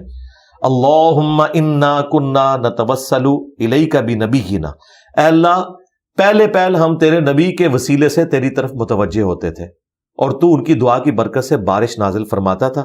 اب ہم تیرے نبی کے چچا کو لے کر آئے ہیں. کیا نبی الاسلام دنیا میں جب چلے گئے تو ان کی بزرگی ختم ہوگی؟ نعوذ باللہ, نہیں. لیکن حضرت عمر نے جا کے قبر رسول سے جا کے دعا نہیں کروائی, نہ اللہ تعالیٰ کو نبی الاسلام کا وسیلہ پیش کیا, بلکہ کہا کہ ہم وسیلہ اختیار کرتے تھے کہ نبی الاسلام کی دعا کی برکت سے بارش نازل ہوتی تھی, اب ہم چچا کو لے کے آئے, ان کی دعا سن لیں. وسیلہ ہے کسی نیک بندے سے جو دنیا میں موجود ہے دعا کروائی جائے.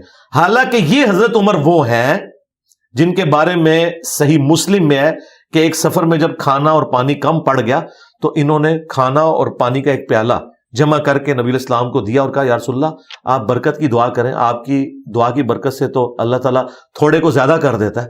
کیونکہ حضرت عمر نے, بخاری مسلم میں آتا ہے, وہ منظر دیکھا تھا کہ نبی الاسلام نے جب صلح حدیبیہ کے موقع پر پانی کے پیالے میں انگلیاں رکھی تو چشمے جاری ہوئے.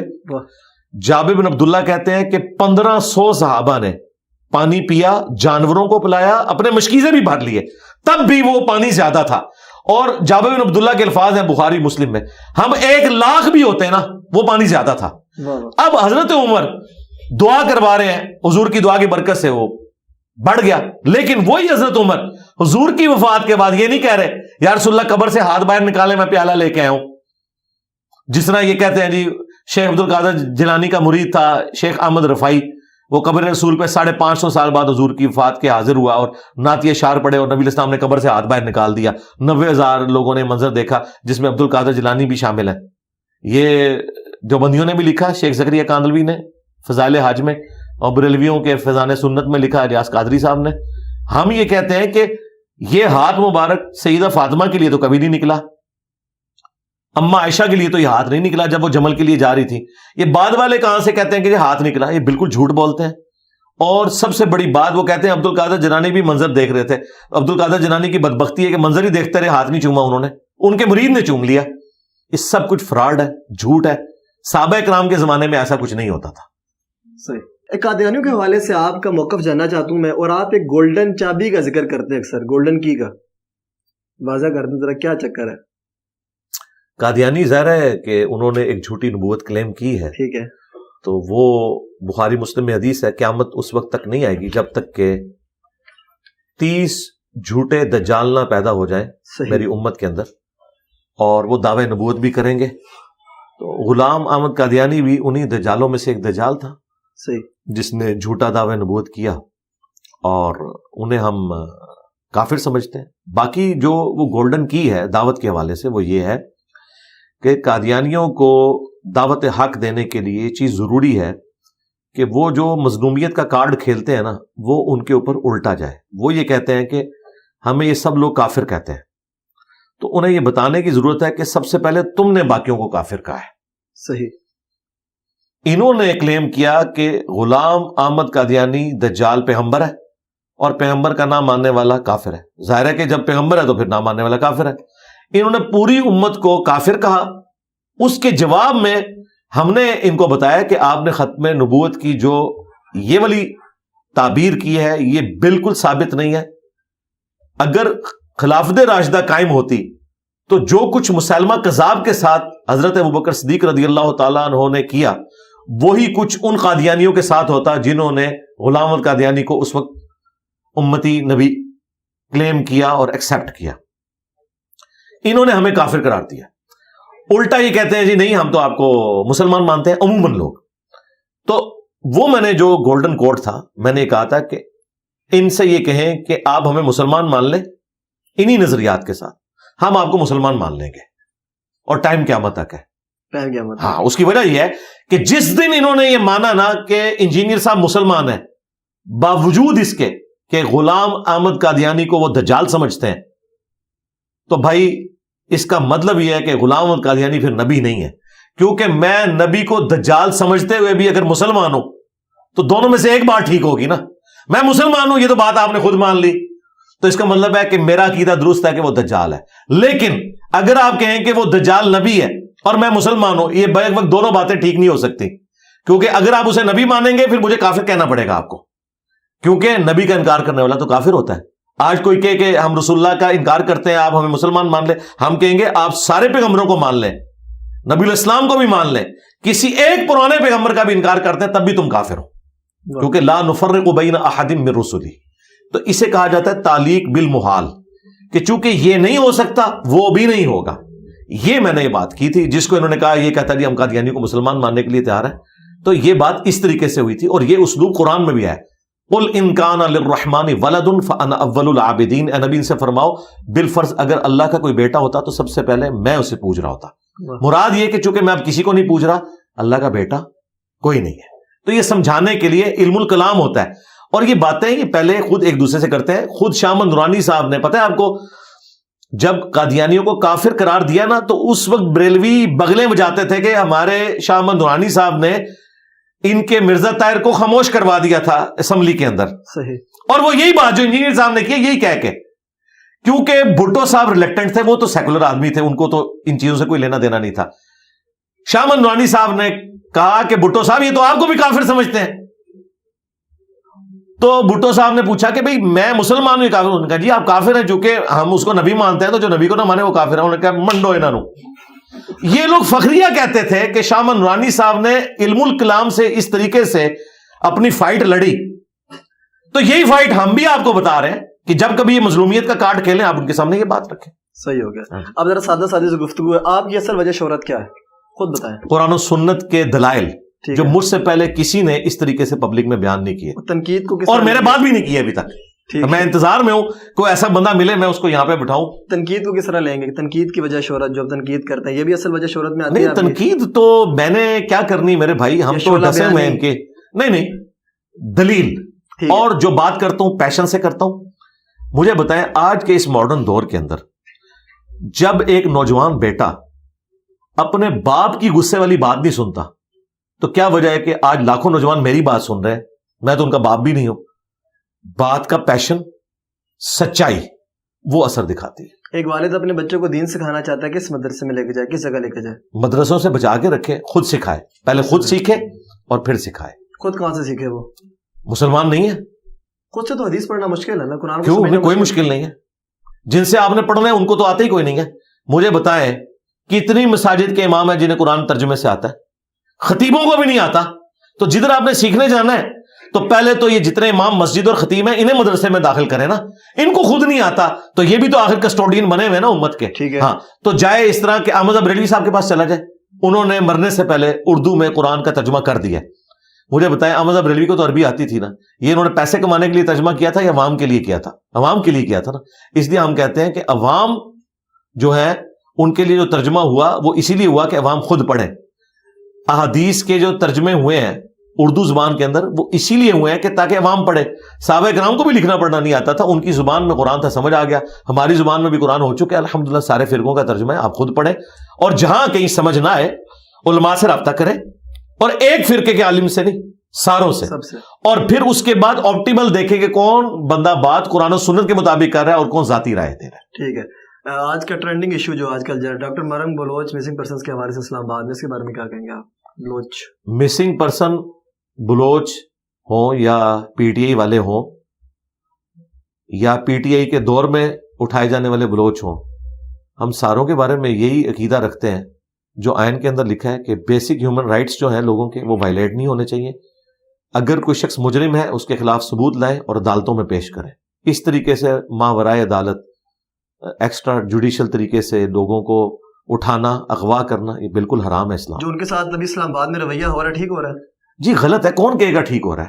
لیکن بات یہ ہے کہ اس رویے میں جو لوگ جا کے ویلاگز بنا رہے ہیں ہمارے پی ٹی آئی کے یوٹیوبرز, ان سے تو میں پوچھوں گا کہ تم لوگ تو وہ ہو کہ تمہارا پرائم منسٹر بننے سے پہلے انہی بلوچوں کے حق میں بولتا تھا, منظور پشتین کے حق میں بولتا تھا, اور مینگل صاحب کو اس نے اپنی حکومت میں شامل کیا تھا اسی بنیاد کے اوپر کہ مسنگ پرسن کا ہم مسئلہ حل کروائیں گے. 3.5 سال اس نے مسنگ پرسن کا مسئلہ تو کوئی نہیں حل کیا. الٹا ان کے سپورٹر جو یوٹیوب پہ ویلاگز بنانے والے, ان کے ہم نام ایک بھائی ہیں, وہ تو کہتے تھے کچھ نہ کچھ تو کیا ہے نا, تو یہ اٹھائے گئے ہیں. جس نے اب اپنی بیوی کے ساتھ وہاں جا کے معافی مانگی, بہت اچھی بات ہے, معافی مانگی ہے. اس کا مطلب ہے کہ ہم اس وقت صحیح کہتے تھے. ابھی بھی ہم جو ان کو کہہ رہے ہیں نا پی ٹی اے والوں کو اور ان کے یوٹیوبرز کو, 5-6 سال کے بعد ان کو پتا چلے گا کہ ہم ابھی بھی ٹھیک کہہ رہے تھے, لیکن ان کو سمجھ تھوڑی دیر بعد آتی ہے. عمران خان صاحب کے بارے میں آپ نے اکثر بیان آتا ہے, پچھلے پھنس بھی گئے آپ, کیا کہیں گے؟ ابھی کہاں سے میں تو کہاں سے پھنسوں, میں تو باہر بیٹھا ہوں, خان صاحب پھنسے میں. خان صاحب کہتے تھے نا میں ٹی وی اتروا لوں گا, میں اے سی اتروا لوں گا, تو خان صاحب پھنسے میں تو باہر ہوں. پی ٹی آئی کی موجودہ صورتحال خان صاحب, ہاں اس طرح پوچھے نا آپ, اس طریقے سے نا, یعنی آپ کوئی ایک بات پوچھیں اس کو آپ ڈسکس کریں. کیا بتاؤں میں کہ موجودہ پی ٹی آئی کے حالات, عمران حالات آپ کے سامنے ہیں. کل قاضی صاحب نے فیصلہ دے دیا ہے, بلّہ ان سے لے لیا انہوں نے. آزاد قوم ہے ہم لوگ؟ جی آزاد قوم ہی ہے الحمدللہ. ہاں جی. کس طرح؟ کیوں الیکشن ہو چکا ہے یا ہونا ہے؟ نہیں, الیکشن تو ہوگا انشاءاللہ 8 فروری کو ہوگا. مجھے تو لگتا ہے ہو گیا. نہیں ہو.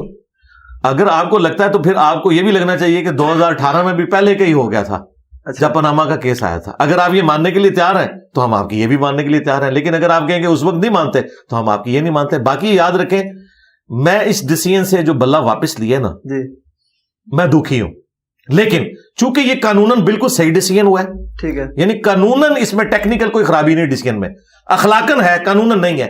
یہ 2021 سے ان کے مسئلے چل رہے تھے, ان کو مروایا ان کے وکیلوں نے.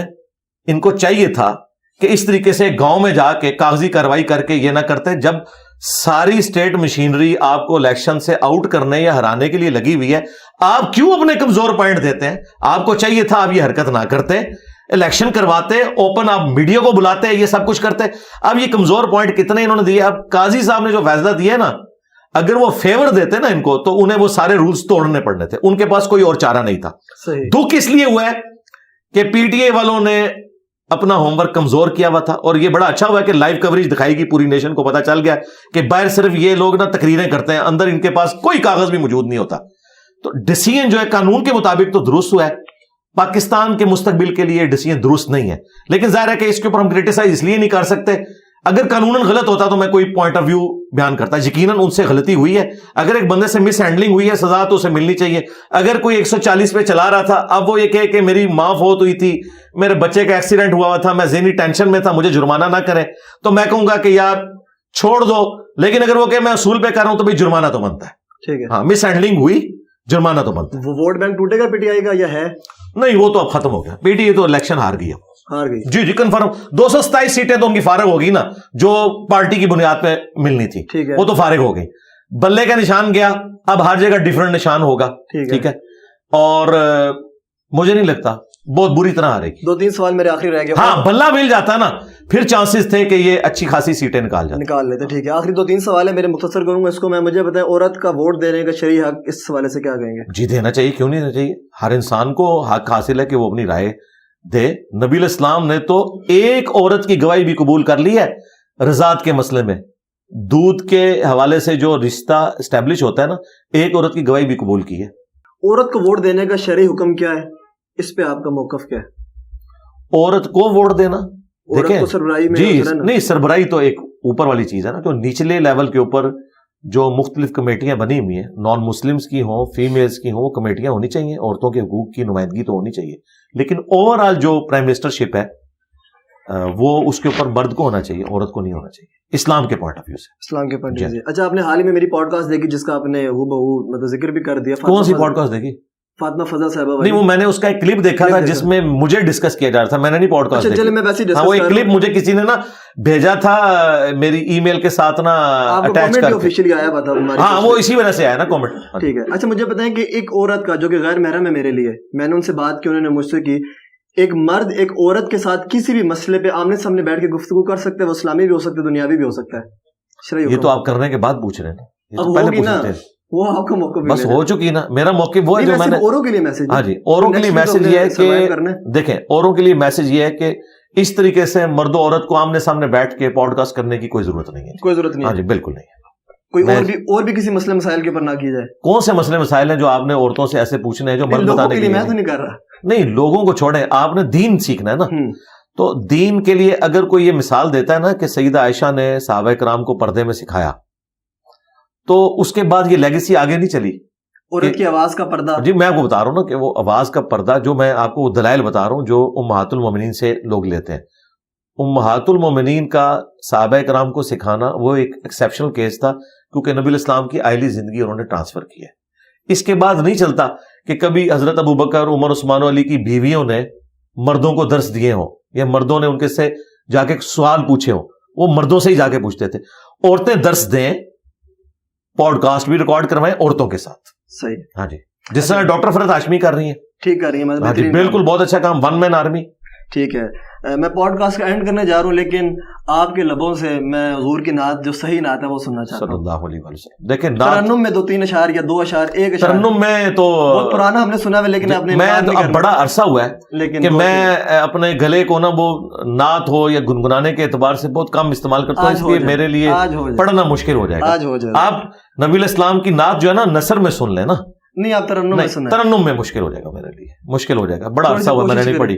نہیں مشکل, ہاں میں آپ کو نثر میں بیان کرتا ہوں, نثر میں وہ نعت بیان کرتا ہوں جو نعت ہو. ہاں جی, نہیں اشعار نہیں, اصل نعت تو یہ قرآن و سنت میں. ہاں, وہ میں ایک طرف سے شروع ہو جاؤں گا. اس دفعہ بھی ربیع الاول کے موقع کے اوپر میں نے قرآن حکیم سے نبی الاسلام کی شان میں جو آیات ہیں اور احادیث بخاری اور مسلم کی, وہ میں نے بیان کی ہیں. میرے نزدیک قرآن حکیم میں رسول اللہ صلی اللہ علیہ وآلہ وسلم کی شان میں جو سب سے آپ کہہ لیں ٹاپ کے اوپر آیت ہے نا, وہ ہے ان اللہ و ملائکتہ یصلون علی النبی یا ایھا الذین آمنوا صلوا علیہ وسلموا تسلیما اللہم صلی علی محمد وعلی آل محمد. امت پہ اللہ تعالیٰ نے درود شریف پڑھنا واجب اسی لیے کیا ہے کہ امت کے اوپر پیغمبر کا احسان ہے کہ اللہ تعالیٰ نے انہیں ایک ذریعہ بنایا ہے امت کی ہدایت کا. تو امت کو چاہیے کہ وہ اپنے پیغمبر کے لیے دعائے رحمت کرے. اس دعائے رحمت کرنے کا فائدہ امت کو خود ہے. صحیح مسلم میں حدیث ہے, جو مجھ پر 1 دفعہ درود شریف پڑھے گا اللہ تعالیٰ اس پہ 10 دفعہ رحمتیں نازل فرمائے گا. یہ حدیث سنن نسائی میں ہے, اس میں آگے بھی الفاظ ہیں کہ اللہ تعالیٰ اس کے 10 گناہ بھی معاف کر دے گا, اس کے 10 درجات بلند کرے گا, اسے 10 نیکیاں بھی دے گا. پھر سنن نسائی میں حدیث ہے کہ زمین میں کچھ فرشتے سیاحت کرتے ہیں اور میرے امتیوں کا سلام میرے تک پہنچاتے ہیں. بخاری مسلم دونوں میں حدیث ہے, نبی الاسلام نے فرمایا جب تم پڑھو گے السلام علیک ایھا النبی ورحمۃ اللہ وبرکاتہ السلام علینا وعلی عباد اللہ الصالحین, تو زمین و آسمان میں ہر نیک بندے تک اللہ تمہارا سلام پہنچا دے گا. ہم نبی الاسلام پر جب بھی سلام عرض کرتے ہیں, نماز میں عرض کریں, باہر عرض کریں, وہ پہنچ رہے. اور नबी इस्लाम का जवाब भी हम तक पहुंच रहा है। अल्लाह ताला के हुजूर वो हमारे लिए दुआ करते हैं, अल्लाह ताला की तरफ से ऑटोमेटिकली रहमतें हम पर नाजिल होती हैं। तो नबी इस्लाम की शान अगर आप आयात की शक्ल में शुरू करें, अकीदा शिफात, नहीं शायरी के साथ मेरा सच कोई शगफ नहीं। आप मुझे देखेंगे मैं कभी भी शायर नहीं पढ़ता, जो पढ़ता भी हूँ वो भी टूटे फूटे पढ़ता हूँ। हाँ, ये जो स्लोगन्स हैं, ये रड्स हैं, ये मैं पढ़ता हूँ। तो ये आज के दौर में जो सबसे बेहतरीन शायरी है ना नबी इस्लाम की शान में, वो ये है, नबी के जैसा है ही कोई नहीं, बाबे शाही कोई नहीं, यानी रसूलुल्लाह के मुकाबले पे। उसकी वजह यह है कि देखें, ये आपको कहते थे ना कि बड़े से बड़ा गौस कुतुब अब्दाल, किसी सहाबी के घोड़े के कदमों की खाक के बराबर वो नहीं हो सकता, ये कहते थे ना आपने भी। हाँ, तो जब ये कहते थे हमारे गौस कुतुब जानवरों से भी बदतर हैं मर्तबे में, और जानवर कौन से, सहाबा कराम के, तो मैं तो कह रहा हूं नबी के जैसा है ही कोई नहीं, बाबे शाही कोई नहीं। क्यों?